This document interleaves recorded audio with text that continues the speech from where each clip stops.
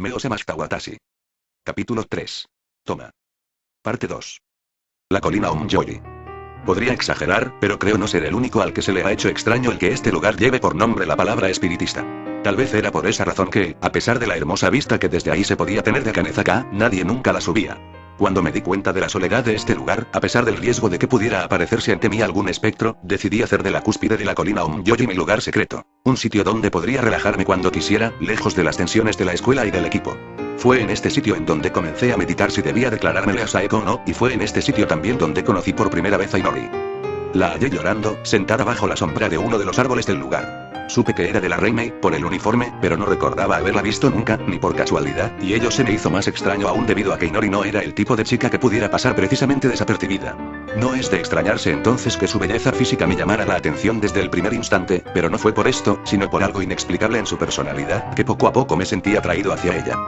Su inteligencia y particular manera de hablar, propia de una amante de las letras, me llegaron a los 5 sentidos, pero ninguna tanto como el aura que sus ojos despedían cada vez que me veía. A diferencia de las demás chicas, Inori no solo quería ser mi novia, sino que, sin pedírmelo con palabras, deseaba ser protegida. Y no de alguien o algo en particular. Inori, aunque con miedo y dudas de manifestarlo al principio, solo deseaba contar con la certeza de que estaría ahí, a su lado. Mientras eso sucediera, ella jamás se desmoronaría.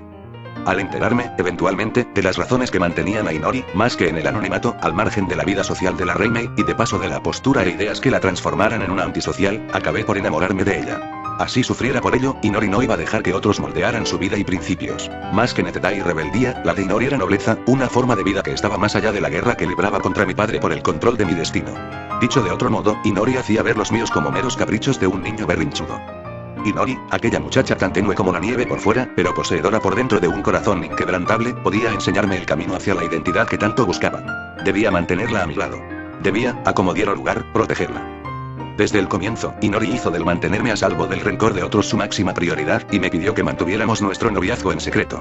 No me agradaba la idea en lo particular, ya que me daba igual lo que la gente pensara de nosotros, pero acabé por respetar sus deseos ante la enorme insistencia que mostraba, a veces a punto de salírsele las lágrimas de los ojos. Pero el mundo es mucho más pequeño de lo que uno cree, y de un modo u otro estas cosas se llegan a saber. Al poco tiempo, ya teníamos a compañeros que decían haber escuchado de alguien, que escuchó de alguien, que Inori y yo éramos pareja. Como dije, podía soportar que lo supiera quien fuera, compañeros de clase, equipo, los maestros, incluso el mismísimo director. Había una sola persona que temía se llegara a enterar de nuestra relación, sin embargo, pues presentía que al saberlo, el infierno se desencadenaría sobre nosotros, y de hecho así fue. Cuando el trato silencioso hacia Inori derivó en abuso directo e implacable, no tuve dudas acerca de quién se encontraba detrás de todo esto, y por qué.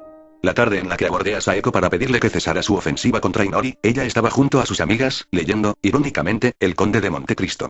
Al principio ellas no me permitieron acercarme a Saeko, pero ella, con toda calma, les dijo que nos dejaran a solas. ¿Qué puedo hacer por ti, Toma? Me preguntó ella, casualmente, como si se tratara de un encuentro normal entre los dos, como antaño. Quiero que dejes a Inori en paz, eso es todo. El rencor que sientes es contra mí, no ella. Dáñame a mí, no a Inori, por favor. Saeko, con una leve pero sardónica sonrisa, me miró al fin a los ojos, y respondió. No seas presumido, capitán, el mundo no gira alrededor tuyo. ¿O qué? ¿Crees que esto es un mero acto de despecho? No me hagas reír. Y afirmó esto como si jamás hubiera sentido nada por mí, como si, en lugar de ira pasional, igual a una mensajera del diablo, gozara hacer su labor de principio a fin. Saeko, le dije, ¿por qué hacer esto entonces? Sería inútil intentar explicárselo a una persona que jamás ha experimentado ira pura en contra de alguien. Fue su respuesta. ¿Y qué demonios esperas conseguir con ello? Le pregunté, casi con desesperación al resultarme imposible, en ese instante, descifrar los sentimientos de una mujer descorazonada. Solo hay una manera de saberlo. ¿Acaso no lo sabes aún? Yo. Dijo Saeko, casi al borde de pegar una carcajada malévola. Yo apenas estoy comenzando, capitán. Saeko había pasado sentencia. Y no solo la suya, sino que la de toda la escuela, la cual había hecho, del hacer de la vida de preparatoria de Inori, un literal tormento. Antes de mi encuentro con Saeko, la idea de que podía defender a Inori de todo y de todo se me hizo romántica, y de hecho, por un momento, hasta real. Pero aquella chica hecha una fiera me había comprobado que si había una guerra que pelear, fuera contra quien fuera, no podía librarla solo yo, en nombre de los dos.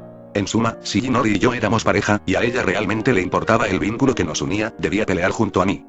Antes de decírselo a Inori, estaba consciente de sus ideales de no agresión y competitividad, así como también de los orígenes de estos, pero si era por nosotros, tomando en cuenta de que estaba seguro de que Inori me quería tanto como yo a ella, seguro aceptaría ponerse de pie si era para defender nuestro noviazgo, nuestro amor. No era traicionar sus principios, después de todo, sino hacer una excepción especial.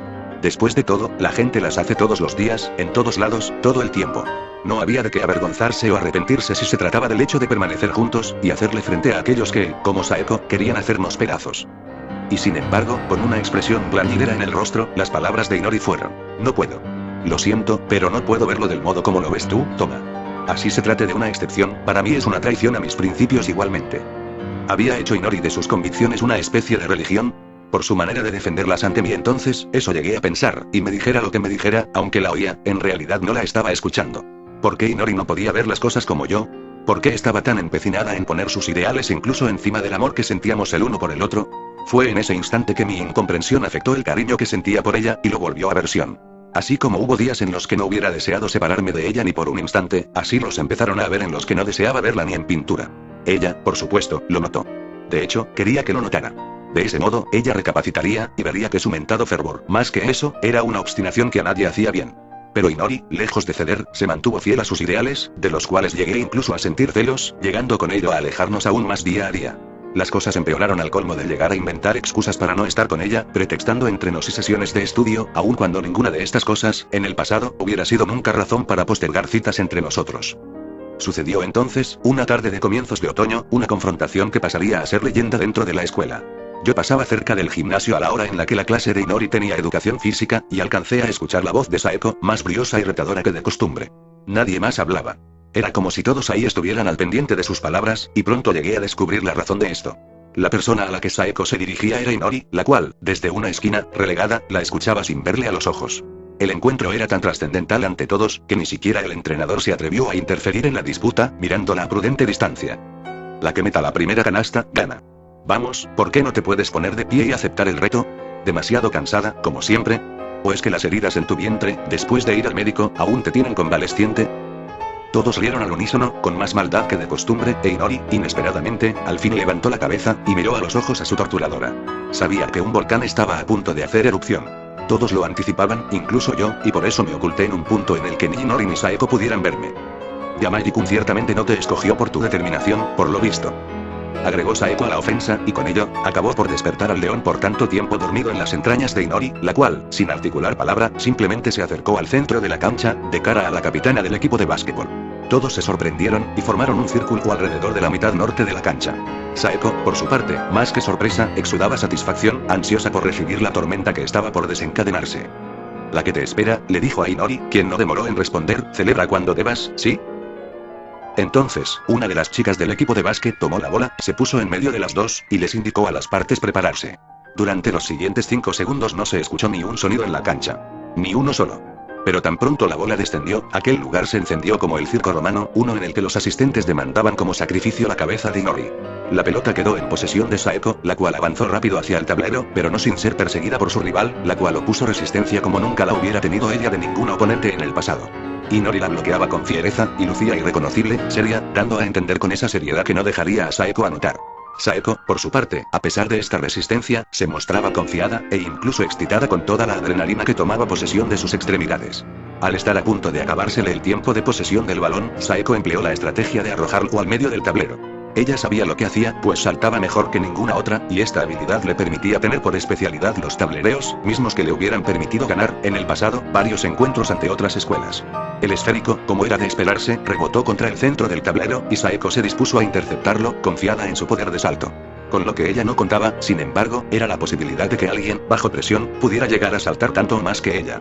Inori, elevando sus manos por encima de las de Saeko, cogió el balón, y de una sola vez, antes de descender, lo disparó al centro del aro, anotando la canasta de la victoria. En menos de un minuto todo había terminado, y no obstante, sentía como si el enfrentamiento hubiera durado mucho más, pues en él se había resumido, con acciones, lo que por más de un año se había dicho acerca y en contra de Inori. Nadie, ni siquiera yo, pudo creer lo que había ocurrido. Kikukawa Inori había, para la estupefacción de todos, volado. No obstante, Saeko, con su usual agresividad, en lugar de descorazonarse, volvió a ver a Inori, y le dijo en voz alta, pero sin gritarlo: no está nada mal, para alguien que acaba de pasar por un aborto. Puede que Saeko no lo anticipara, o solo a medias, pero el hecho es que, como resultado de esta última afrenta, Inori le dejó ir a su enemiga una bofetada tan fuerte, que se alcanzó a oír por doquier en el gimnasio. Saeko, por supuesto, resintió el dolor del golpe infringido en su contra, y se tomó la mejilla con la mano derecha, volviendo a ver a Inori con anonadamiento, mientras esta última, como si estuviera en trance, respiraba pesadamente, y sin observarle a la cara. Pero esto duró unos pocos segundos, e Inori acabó por abrir los ojos y contemplar lo que había hecho. Al hacerlo, se horrorizó, se llevó ambas manos a la boca, y pareció que quería decir algo, como si fuera a excusarse, pero al final, con lágrimas en los ojos, escapó del gimnasio corriendo a toda prisa.